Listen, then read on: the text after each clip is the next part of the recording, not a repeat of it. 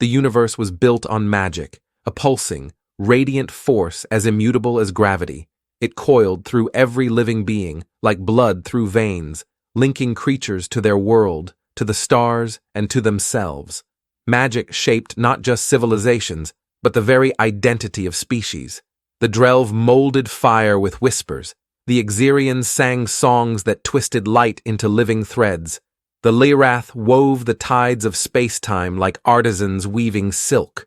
For millennia, every species understood magic's fundamental truth. It was nature's oldest law, the origin of all motion and meaning. And then the humans appeared. Drelax, a scholar from the luminescent caverns of Tremelra, first heard of them through whispers, ugly, unsettling rumors that slithered through star markets and imperial halls. A new species had breached the web of worlds. They wielded nothing, no fire, no water, no light, no space. Nothing. Drelax could not fathom it. Such a thing should not exist. But they did. They called their force science. They crafted tools of cold iron and machines that screamed like starving beasts. They crossed the void not by bending it with their wills, but by conquering it, forcing it to behave. They were lifeless, mechanical parasites who took what they needed from stars and soil without giving back. Drelax shuddered as the words of a traveler echoed in his mind. Their ships bleed smoke, Drelax, smoke that reeks of ruin. Still, they came. Humans appeared in marketplaces, silent observers behind mirrored glass visors, hands clutching strange devices that whirred and clicked. When asked how they survived without magic, they answered with glib shrugs and toothy grins. "Who needs it?" they said. The words rang hollow, like stones dropped in a dry well. The others tried to teach them. Gracious gods, they tried. The Exerians sang lessons of the light.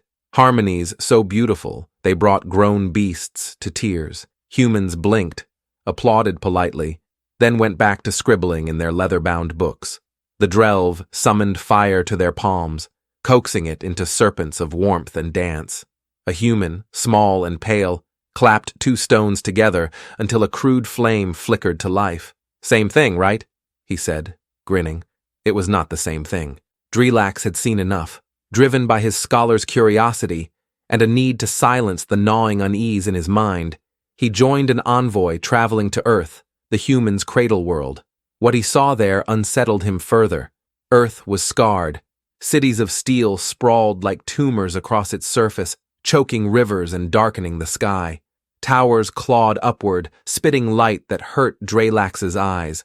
Machines growled beneath every surface, chewing and grinding, breathing fire without purpose. It was a dead world, he thought. Yet somehow, life crawled through it. Humans. Billions of them, laughing, building, breaking, always moving. Drelax visited one of their libraries, a place they claimed housed their wisdom.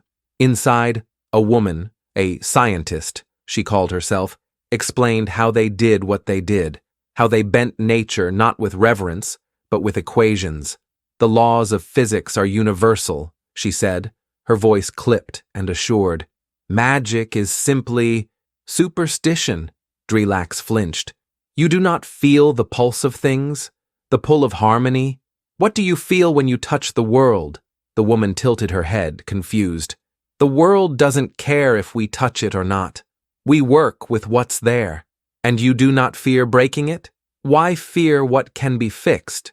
It was a grotesque logic, cold, mechanical, like their ships. Drelax left Earth with his thoughts in disarray. On the way home, he watched the humans' ship glide beside theirs, a gleaming husk of metal, belching plumes of black smoke into the void. It moved with brute force, ripping through space as if the fabric of reality were mere canvas. No whispers, no songs, no grace. Yet somehow, it worked. That was what haunted Drelax most. The humans should not exist. They broke every law that held the universe together, yet they thrived. Their machines dug into stone, their equations reached into stars. They had no harmony, yet they survived. Worse, they spread. A thought clawed at him, dark and insistent. What if their way was not unnatural? What if the force we call magic is nothing but another mechanism, one they have chosen to ignore? On Tremelra, Drelax knelt before the eternal flames, but their warmth felt faint now.